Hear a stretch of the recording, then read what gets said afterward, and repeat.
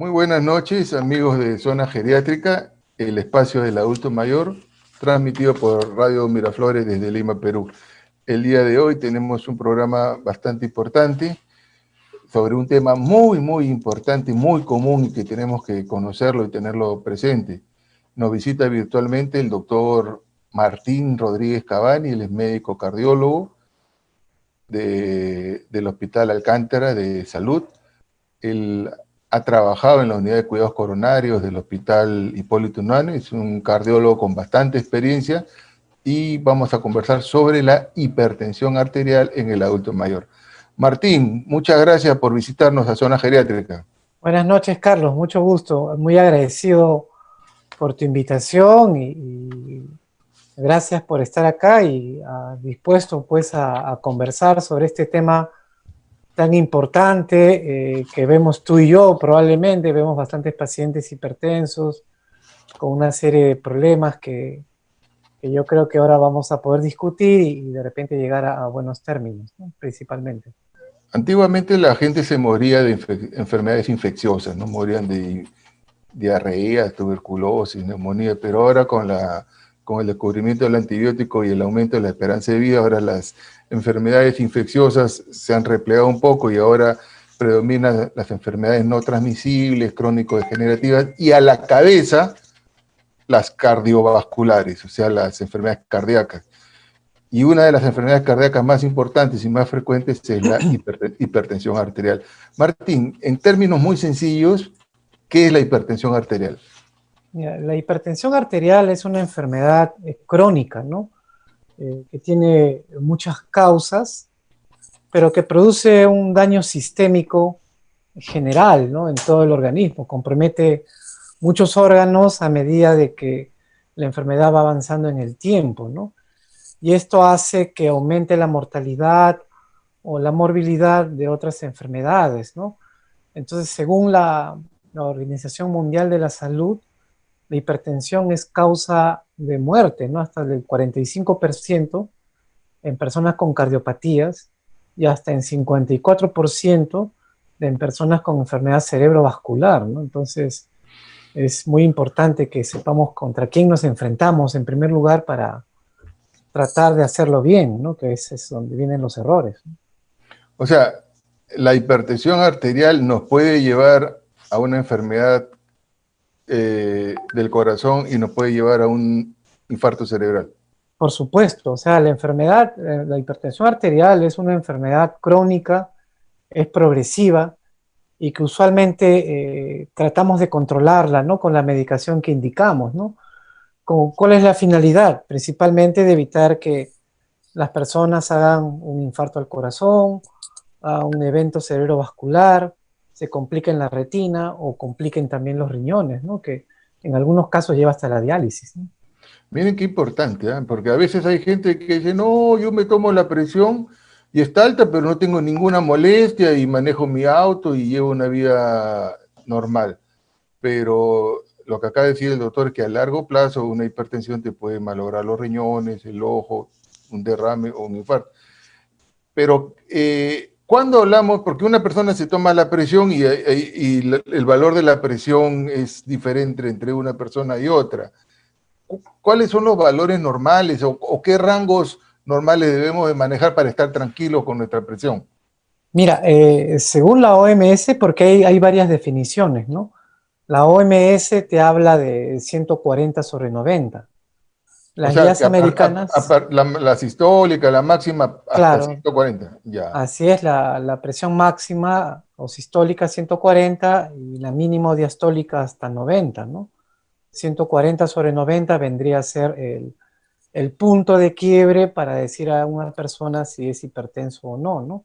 Pero teniendo en cuenta también que esta medición debería encontrarse en 2 o 3 oportunidades diferentes, en 2 o 3 días diferentes también, ¿no?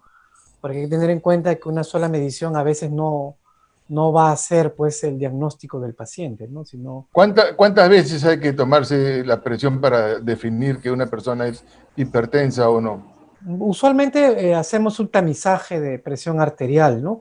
Y esa es una pregunta muy interesante porque cuando hacemos consulta externa, ¿no? Incluso hubieron algunos trabajos ya que se presentó en Cayetano Heredia, lo que sucede es que cuando el paciente va a la consulta en cardiología o para cualquier consulta, ¿no? de especialidades, va al hospital, hace su cola, se sienta, tiene que esperar, hay una gran tensión, ¿no?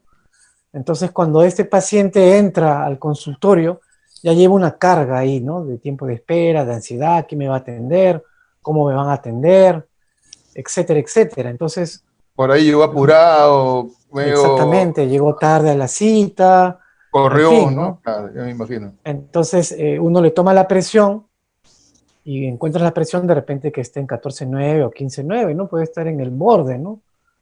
Entonces, eso hay que tomarlo con bastante cuidado, ¿no? Hay que saber qué sucedió, cómo vino, porque la verdad, lo que sucede en las consultas es que no contamos con el tiempo necesario de hacer una evaluación en cuanto a la presión arterial, ¿no? O sea, tomamos la presión arterial y a veces sale alta y más de uno se siente pues motivado a recetar al paciente inmediatamente, ¿no?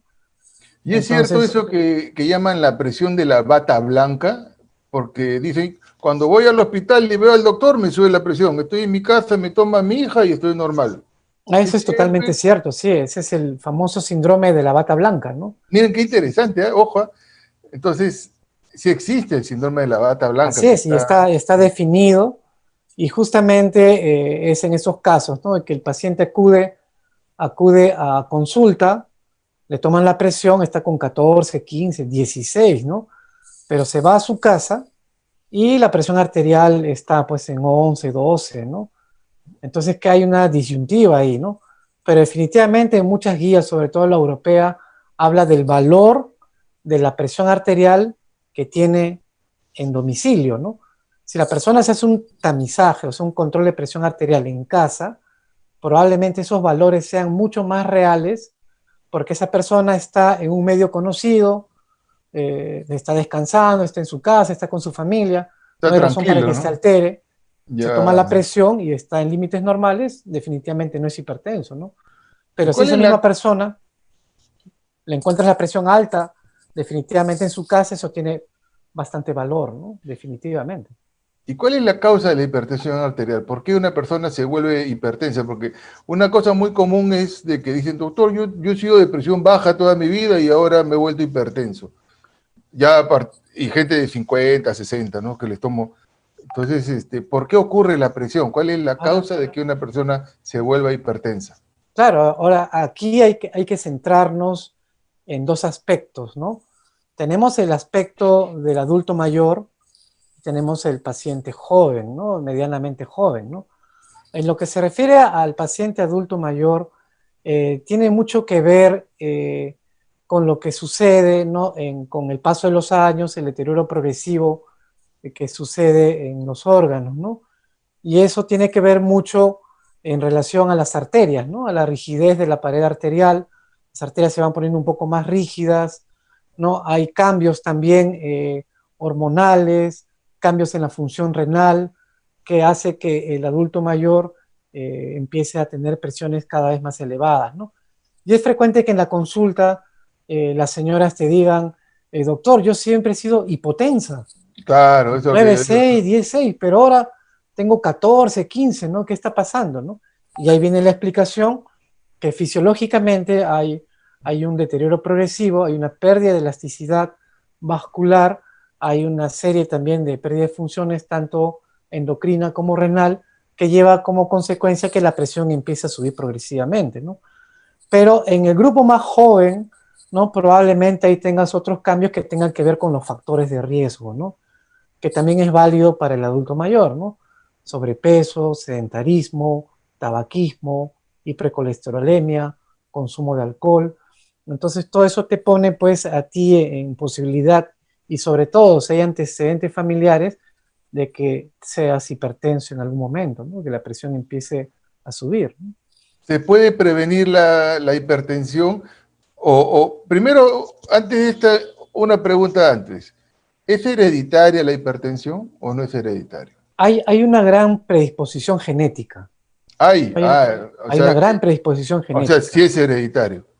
Claro, o sea, si tú tienes padres que han sido hipertensos, como sucede, y es una de las preguntas que hacemos también nosotros, antecedentes familiares, papá, mamá hipertensos, entonces tú tienes una gran chance de ser hipertenso si es que no modificas los factores de riesgo que tú puedes intervenir, ¿no?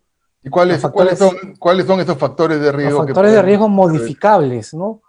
Por ejemplo, el peso, la actividad física, la dieta, ¿no? Son factores que tú puedes modificar, el consumo de alcohol, tabaco o el control del colesterol y glucosa, ¿no? Esos son factores modificables, ¿no? Pero, por ejemplo, los antecedentes familiares son no modificables, ¿no? Definitivamente eso no lo vas a cambiar, eso ya Claro, viene contigo, ya viene pero sí con puedes cambiar lo otro, ¿no? de fábrica, ya viene con esos genes de fábrica. Literalmente, ¿no? Y eso es muy importante, Carlos, porque en lo que es la hipertensión arterial en el adulto mayor, también se recomienda bastante la modificación de los factores de riesgo, que también incluye la modificación en el estilo de vida, ¿no? Y ahí hay un punto muy importante que se pudiera conversar, que es el consumo de la sal, ¿no? Entonces, el consumo de la sal es muy arraigado en nuestra población, y según la OMS, ¿no? El consumo de sodio debería ser de 2 gramos, ¿no? Y acá estamos en 5 o 6 gramos, ¿no? Diarios, ¿no? Entonces, y definitivamente la sal tiene muchos factores negativos, incluso a nivel vascular, ¿no? De las arterias, también lleva a la rigidez arterial, te produce también un deterioro renal, y de por sí que las personas mayores ya tienen una falla o una función renal disminuida, eso va a hacer que se maneje un poco mal los líquidos en el cuerpo y hace que la presión suba, ¿no? O Entonces sea, eso es importante, ¿no? Y ahora otra cosa que quería añadir era, y que lo vemos con frecuencia, y tú también, que la gente pues quiere su sal, ¿no? Quiere echarse la salsita, ¿no? No, sí, doctor, pero sin sal yo no siento la comida. Pero eso también tiene que ver con la edad, porque hay un deterioro también o una mm, disminución de la capacidad de las papilas gustativas, ¿no? En la lengua. Entonces, la persona mayor ya no siente la comida como antes, y por esa razón le echo un poquito más de sal, pero con las implicancias como factor de riesgo, ¿no? entonces ya saben, una de las formas de prevenir la hipertensión arterial es disminuir el consumo de sal. Definitivamente el tabaco, que no es bueno para nada, no solamente produce hipertensión, produce cáncer y produce un montón de problemas del tabaco. El control del colesterol y del peso, ¿no? Eso es importante. Ahora, vayamos ahora al enfermo hipertenso. Ya tenemos una persona que fue a la consulta, tenía 160 con 90 o con 100. Una vez llegó a emergencia con 100, con más de 100, no, con casi 200 y la cabeza le estallaba y se le declara hipertenso. Señor, usted ya está en el club de los porque esta persona, ¿qué debe hacer? ¿Qué tratamiento debe de seguir? Ya es hipertenso, ya lo derivamos al médico internista, al médico cardiólogo, bueno, o al nefrólogo, porque también los nefrólogos manejan hipertensión. ¿Quién los maneje? El médico de familia, pero los médicos de familia también los manejan.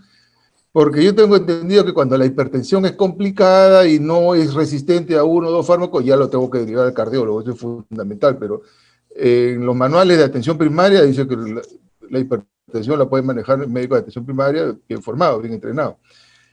¿De frente nos vamos a los medicamentos o cambiamos algún estilo de vida? ¿Qué es lo qué es lo que Claro, hay que hacer? yo creo que, como siempre, yo lo he sugerido y lo recomiendo siempre a los residentes, ¿no? De la especialidad, es lo primero que uno tiene que hacer cuando está frente a un paciente, es saber de qué paciente se trata, ¿no? Entonces, hay que primero centrarnos en la persona, ¿no? Y cuando hablamos de la persona, hablamos de quién es, ¿no? Hombre, mujer, edad, qué antecedentes tiene, ¿no? Los antecedentes son fundamentales para que uno pueda decidir, en el caso que se requiriera, cuál medicamento debiera recibir, ¿no? Pero antes de eso, identificar qué factores de riesgo tiene para hacer hipertensión, ¿no? Si es una persona con sobrepeso, si es una persona muy ansiosa, si es una persona, por ejemplo, que ya es diabética, ¿no? Entonces, todo eso primero hay que ver, ¿no? ¿Qué factores de riesgo tiene? Y ver si este evento ha sido primero, o el primer evento que tiene hipertensión, o ya de repente ha tenido varios eventos y no ha querido tomar medicación. Incluso viene mucha gente que te dice, sí, hace 4 o 5 años me dijeron que tome pastillas, pero no, yo no hice caso, ¿no? Entonces son diferentes escenarios en el cual uno tiene que ver cuál va a ser lo mejor para el paciente. Pero lo primero que hay que hacer y que no lo hacemos adecuadamente o no lo hacemos bien es educar al paciente, ¿no? Claro, no, Hay no solo estudios, se sí, trata de dar una pastillita que va a resolver el problema, por es supuesto, una enfermedad no, muy compleja y hay que educar al enfermo, ¿no? Y no solo al enfermo, a la familia para que lo apoye, pues no, no claro, estar comiendo pizza con queso salado o no sé, comida claro, salada, ahumadas, que tienen mucha carga de sal o enlatados y entonces el pobre enfermo está mirando cómo. sí, o sea, definitivamente hay que involucrar a la familia, ¿no? O en el caso de que haya familiares o si es un adulto mayor, a la persona que se está haciendo cargo de la persona, ¿no? Porque se ha visto y hay estudios que así lo demuestran, que solamente el 25% de pacientes con hipertensión reciben alguna orientación en la parte de nutrición y alrededor de 30-35% les dedican pues tiempo para explicarles algo sobre la actividad física, ¿no? Entonces, que son dos valores fundamentales, pilares, ¿no? De acuerdo al paciente, también se debiera trabajar, ¿no? Ojo, no solamente es tomar remedios que los va a indicar el médico, porque uno no puede automedicarse, el médico es el que tiene que recetarle el medicamento, pero el doctor Rodríguez nos ha dicho que tenemos que hacer una buena dieta y lo ideal es derivarlo al nutricionista, porque para eso se han licenciado los nutricionistas, y también un programa de ejercicios, porque no es lo mismo tener 30 años y hacer un ejercicio de alta intensidad que una persona de 70 que no puede hacer pues un ejercicio más difícil. Entonces, cada edad y para eso el médico es el que tiene que dirigirlo y también el especialista en el ejercicio. Ahora, y al inicio se mencionó que la hipertensión no controlada nos puede llevar a un infarto o a un derrame cerebral. O sea que esto no es juego, esto es una cosa muy, muy seria, muy frecuente, y ya se mencionó que la principal causa de muertes en el mundo occidental son las de origen cardiovascular, o sea, eso es importantísimo el manejo de la presión. Martín, una de las cosas que vemos hasta en televisión y como si fuera, que yo no estoy de acuerdo, pero yo quiero tu opinión, el uso de aspirina. La propaganda dice, toma una aspirina a las 24 horas, pero no le pregunta si el paciente tiene gastritis, alergia, insuficiencia renal.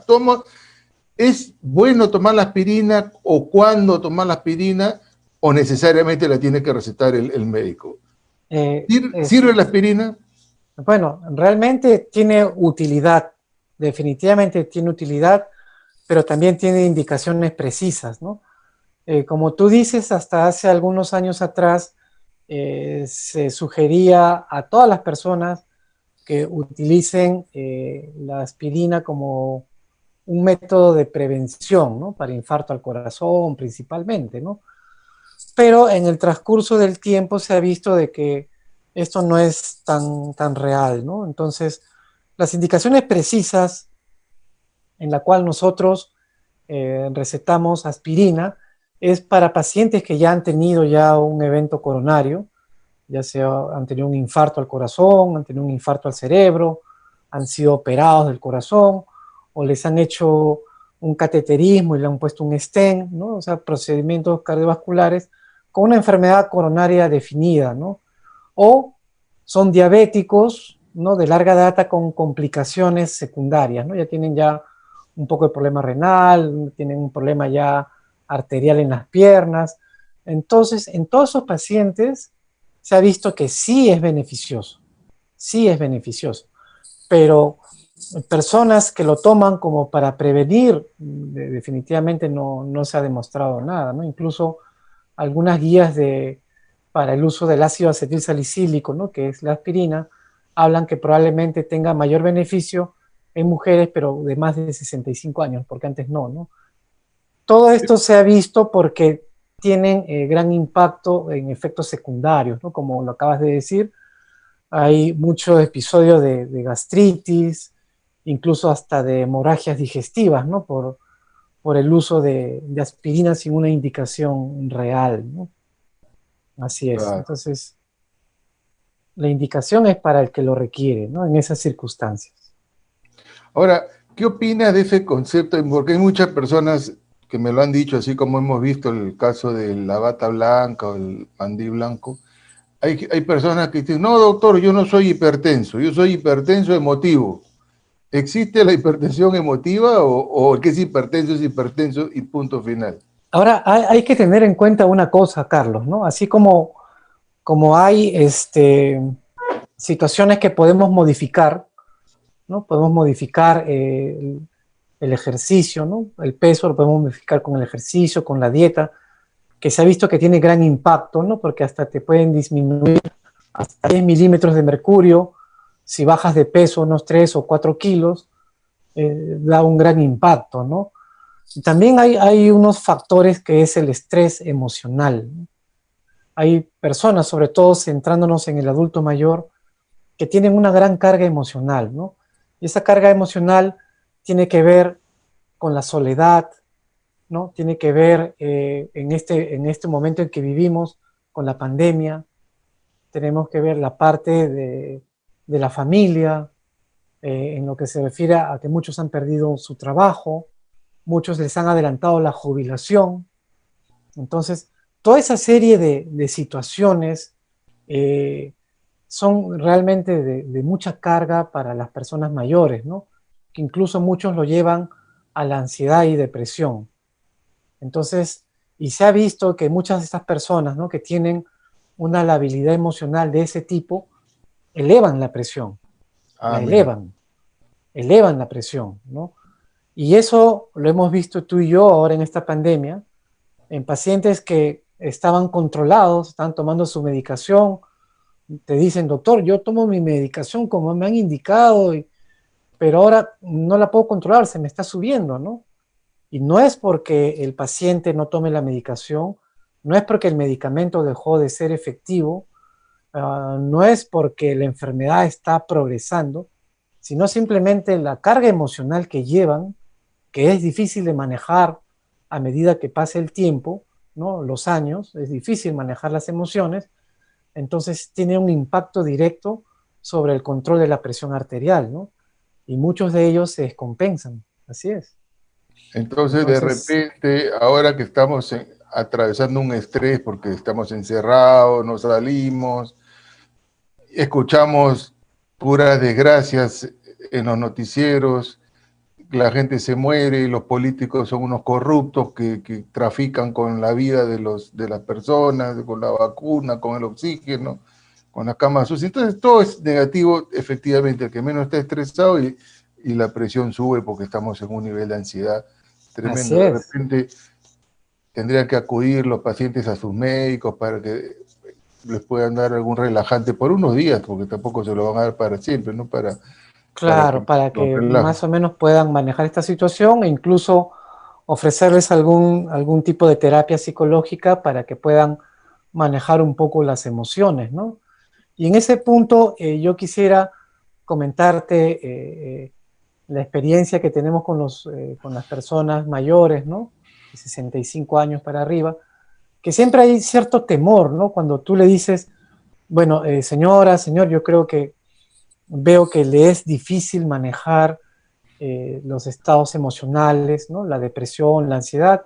Sería bueno tener pues un apoyo psicológico, ¿no? Para que pueda manejarse mejor y evitar estos picos de presión que están asociados cada vez que tiene una discusión o una situación adversa, impacta negativamente en ellos, ¿no? Entonces, casi la mayoría, será pues 60, 70%, no lo ven bien, ¿no? O sea, piensan que el médico está pensando que pudieran tener alguna alteración mental, ¿no? Entonces yo Claro, quiero decirles a todos que eso no es así, ¿no? Si nosotros lo recomendamos es porque vemos que hay resultados positivos cuando la persona empieza a aprender a controlar sus emociones, ¿no? O claro, utilizar algún tipo de terapia, ¿no? es un globo que está por reventar y entonces le quitas un poco de aire y el globo se relaja y ya por lo menos se siente más tranquilo. Y sí, sí, las terapias psicológicas son muy buenas. Nosotros los geriatras trabajamos codo a codo con el psicólogo y les derivamos pacientes. Martín, hay un aparato que se llama MAPA, Ujú. que tú lo conoces, tú lo recetas. ¿Cuándo se indica ese aparato MAPA y qué es ese aparato MAPA?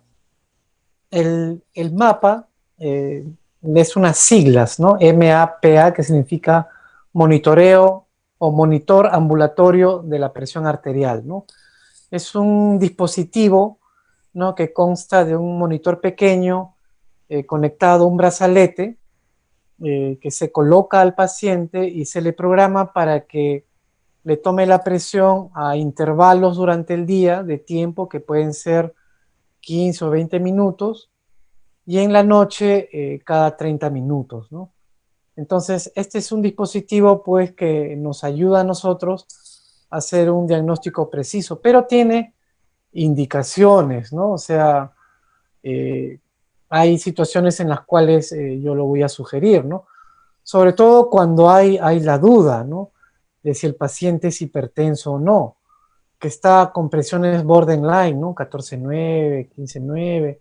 No estoy yo tan seguro de que sea hipertenso o estoy sospechando que pueda tener una presión, una hipertensión a predominio nocturna. Entonces en ellos yo le coloco el mapa y veo pues realmente en las mediciones si es que las presiones se han encontrado sobre los niveles normales, ¿no? Pero por supuesto, por otro lado, yo no le voy a indicar un mapeo a un paciente que tiene controles que él mismo se ha hecho 16, 17, 160, 170. Cuando ya es evidente, ya no No hay necesita, necesidad, claro. Eso es básicamente cuando hay importante una porque duda. No, porque ahí no hay ninguna duda, ¿no? hay pacientes que van a la clínica y como la clínica tienen un seguro particular, exigen, no, yo quiero mi mapa. O Sí, pues. inclusive van a salud y quieren mi mapa bueno, obviamente la decisión la tiene el cardiólogo porque esos aparatos los maneja el cardiólogo, pero ya dijo el doctor Rodríguez de que la indicación precisa es cuando hay dudas, ¿no? Si es evidente, es decir, la persona llegó a emergencia 2 veces con más de 200 de presión y ahí no hay duda, es decir, Claro, hipertenso declarado y consagrado, ¿no? Pero es importantísimo. claro. El otro aspecto también es cuando tú quieres estar seguro de que la terapia que has iniciado antihipertensiva ya reguló al paciente, ¿no? Entonces tú quieres ver si realmente ya vamos bien con este paciente porque era un paciente difícil de controlar, ¿no? Toma 2, 3 medicaciones diferentes, entonces veo que las presiones han ido bajando, pero ahora le coloco el dispositivo para saber si el control ya es 24 horas, ¿no? Entonces, y me va a ayudar a mí también, porque si hay algunos picos de presión o cambios en la presión en una determinada hora del día, entonces yo puedo ajustar el horario de mi medicación de acuerdo a los picos de presión o variaciones que pueda tener el paciente, ¿no? Ok, es decir, Es una una, indicación para usar el claro, mapa para ver si los remedios, los medicamentos que está usando el enfermo funcionan. Ahora, hay una costumbre, no sé si qué opinas, pero ya tendrá por lo menos unos 20, 30 años, del famoso captopril debajo de la lengua. Yo veo bastante, doctor, le subió la presión a mi mamá y yo agarré y le puse un captopril debajo de la lengua. Le digo, ¿por qué le puso? Porque le escuché por ahí que es bueno para manejar la presión. Bueno, Entonces, ¿es bueno, es malo? ¿Hasta qué valor de la presión debemos de indicarlo? ¿O con un vasito de agua se toma el captopril? ¿Qué opinión tienes de eso? Porque eso está muy arraigado ya en la cultura popular. ¿Eh? Eso es, Sí, sí. cientos de pacientes me dicen, le puse un captopril debajo de la lengua. Claro, ahí hay una controversia bien grande, ¿no? Entonces, lo primero que yo hago, ¿no? En la práctica es cuando el paciente me dice, doctor, me sube la presión, me sube a 16, 17, ¿no?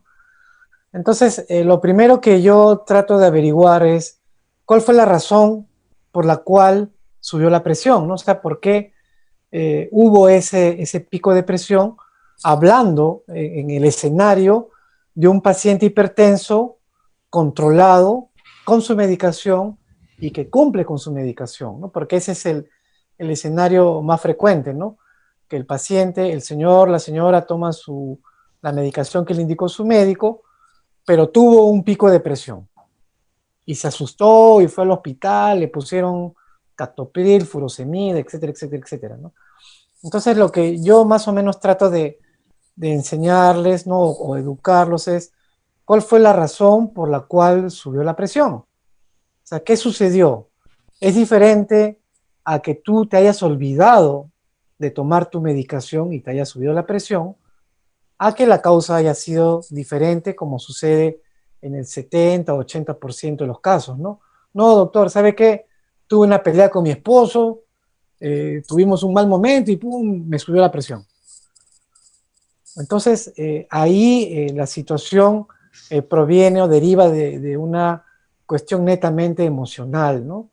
De repente, dar un ansiolítico puede ser incluso hasta más efectivo que dar un captopril, ¿no?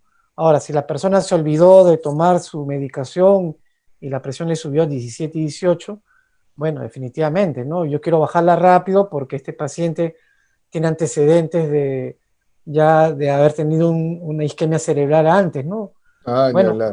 colóquese un captopril, tome un captopril, le digo, porque lo que se ha visto es de que quizás el tiempo de acción de la pastilla sublingual no sea tan grande como darle por vía oral, ¿no? Sí, yo Y prefiero que lo tomen con su agua, con su agüita. definitivamente yo Siempre también con su hago lo agua. mismo, No ¿no? sé por Tome qué esa su pastilla costumbre. vía oral. ¿Por qué? Ah, Porque en los pacientes mayores, ¿no? Sobre todo en los adultos mayores, que se ponen las pastillas debajo de la lengua, terminan con lesiones, ¿no? En la mucosa, ¿no? Debajo de la lengua, el labio hinchado, terminan con dolor, terminan con heridas, ¿no? Entonces, no es tan recomendable, ¿no? Yo, si le voy a dar un captopril, sabe que tómelo vía oral, siempre y cuando su presión sea más de 160 con 100, ¿no?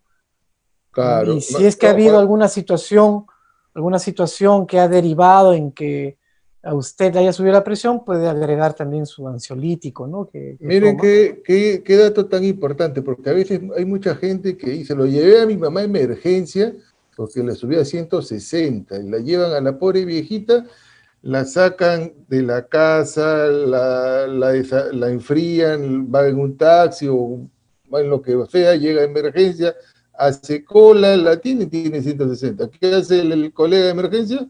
Le da su captopril, que lo puede haber tomado en la casa. Pero como el doctor ha dicho, que es un dato muy importante, no se les explica ni se les orienta a los enfermos, pues hay que conversar y si algún paciente desea enterarse, busque fuentes confiables porque sale también cualquier cosa en internet, ¿no? Hay posis más mágicas para curar, tiene que ser una fuente confiable del Ministerio de Salud o de alguna institución seria, ¿no? De la Sociedad de Cardiología, de la Sociedad de Medicina Interna. Hay comunicados chiquitos que muy entendibles. Un televidente, Anita Tito, desde el Canadá, nos pregunta, cuando la presión es controlada durante años gracias a los medicamentos, ¿se puede pedir disminuir gradualmente la dosis? ¿O ya hay que tomar esa dosis de por vida? Es una pregunta muy interesante y es del día a día, ¿no? Y eso es lo que sucede con muchos pacientes, Carlos, ¿no? Muchos pacientes vienen a la consulta y vienen porque la presión no está controlada, ¿no? Está con 18, 19, doctor, hace una semana estoy con la presión alta, ¿no? Uno revisa la historia, señor, pero usted es hipertenso. ¿Qué pasó? Usted tomaba su medicación y estaba bien controlado. Sí, doctor. Lo que pasa es que empecé a tomar las pastillas y mi presión me bajó a 12. Y todos los días estaba con 12. Entonces dije, ¿ya para qué voy a tomar? Creen Suspendió que la se curan, medicación. creen que se curaron, esa es la Exactamente. cuestión. Entonces, lo primero que debemos entender es que la hipertensión arterial es una enfermedad crónica progresiva y que no se cura, pero se controla. ¿Y para qué la controlamos? Para evitar tener un infarto al corazón, un infarto al cerebro, perder la vista o terminar en diálisis. Eso es lo primero. Ahora, ¿cuándo nosotros podemos bajar la dosis del medicamento? Puede ser en el caso de que tenemos un paciente con factores de riesgo, que era sedentario, que tenía sobrepeso, que no comía de manera saludable, ¿no? Y tomaba su medicación, ¿no? Pero en el transcurso del tiempo empezó a bajar de peso, hace ejercicio y su dieta es muy buena. Entonces, este paciente empieza a notar que la presión estaba en 120, en 110, ahora está en 100, está en 90, ¿no? Y ya siente un Ahora, poquito de frío, se cansa rápido. Entonces, en esa circunstancia, yo le puedo ir bajando la medicación, no suspendiéndola, bajar la medicación. ojo, cuando uno regule su presión no significa que ya se curó, simplemente significa que se ha regulado, se ha controlado. Ahora, si está bajando mucho, tampoco ya el médico, como acaba de decir el doctor Rodríguez, el médico le puede disminuir la dosis, disminuir la frecuencia, pero no suspender, porque al final puede volver a regresar y volverse más resistente. El día de hoy nos visita el señor Alejandro Herrera, la señora Anita Tito desde el Canadá, Elena Aide, nos visita Nora Díaz Castillo, Teresa Bravo, que nos saluda desde Orlando, Florida, Luz Cáceres Dávila, Guillermo Lara, Joyce Chávez, y bueno, algunas personas más que están poniendo likes y corazoncitos. Martín, muchísimas gracias por tu participación. Ha sido bastante claro. Ya saben, no solamente es medicinas, hay que comer sano, poca chatarra, bastante verdura, disminución de sal, hacer ejercicios. ¿Cuántas horas, cuánto tiempo se recomienda hacer ejercicios? Ahora, esa es una pregunta bien interesante, Carlos, porque ahí hay que ver frente a qué paciente estamos, ¿no? Si estamos frente a adultos mayores, por supuesto, no le podemos exigir una rutina fuerte, ¿no? Entonces, de No, pues, repente, lo que sí está demostrado es que el mejor ejercicio para el corazón es el ejercicio aeróbico. Y dentro del mejor ejercicio aeróbico es la caminata, ¿no? Lo que yo les sugiero a los pacientes es de que si no tienen una buena condición física, pueden empezar a caminar 20 minutos diarios, ¿no? Por reloj con tiempo, 20 minutos, y cada 2 semanas, de acuerdo a su condición física, pueden ir subiendo 5 minutos, ¿no? Hasta completar una hora en el transcurso del tiempo, ¿no? La idea, Carlos, es de que no se lesionen el primer día, porque hay gente que sale y camina 2 horas y el otro día no se levantan, ¿no? Sino quieren la hacer idea principal, una maratón, quieren hacer a la y primera, ¿no? pues la Pues idea es crear un hábito, ¿no? La idea es crear de el hábito menos del a más ejercicio. y poco a poco. Ah, Martín, exactamente. muchísimas gracias por tu participación, ha sido bastante claro, la gente está bastante contenta. ¿Algunas palabras finales, alguna recomendación para los televidentes que nos escuchan y ven? Claro, en primer lugar, para agradecer esta oportunidad que me das, Carlos, para dirigirme a tu numeroso público de tu programa tan exitoso y hacer recordar a las personas que el tratamiento de la hipertensión, de recalcar a las personas que el tratamiento de la hipertensión no solo es tomar medicación, control del peso, actividad física y dieta saludable. Es una mesa de 4 patas. Si solamente toman medicación, esa mesa se va a caer. Eso significa que van a tener complicaciones. Eso es muy importante, eso no lo olviden. Cualquier duda, cualquier comentario, conversen con sus médicos para que los orienten sobre los medicamentos y algunas situaciones adversas que pueden presentarse con los medicamentos. Así es, Carlitos. Muchísimas gracias, Martín. También nos saluda Rosaura Sánchez de Murillo y Diana Fa. Martín, si alguien desea contactarse o comunicarse contigo, algún teléfono, algún correo o fanpage. Claro, por supuesto, estamos llanos a atender a todos ustedes. Tenemos un centro cardiológico en el distrito de La Molina y se pueden comunicar al teléfono 939-157-458, donde los atenderemos gustosos. Ahora que estamos en pandemia, ¿vas a domicilio o atiendes por videoconsulta? Hacemos también videoconsultas y atención a domicilio de acuerdo a la necesidad del paciente y el estado en que se encuentre, ¿no? Podemos visitarlo, por supuesto, ¿no? Ya Con saben, todas las amigos, medidas de seguridad, ¿no? si desean alguna consulta con el doctor Martín Rodríguez Cavani, cardiólogo, pueden llamarlo para visitarlo en su consultorio en La Molina o pedir una cita domiciliaria. Él ha dicho que va con todas las medidas de protección o incluso una videoconsulta. Martín, muchísimas gracias por tu participación y espero invitarte a una siguiente ocasión. Gracias. Gracias, Carlitos. Muy amable y felicidades a todos. A seguir cuidándonos. Hasta luego. Chao.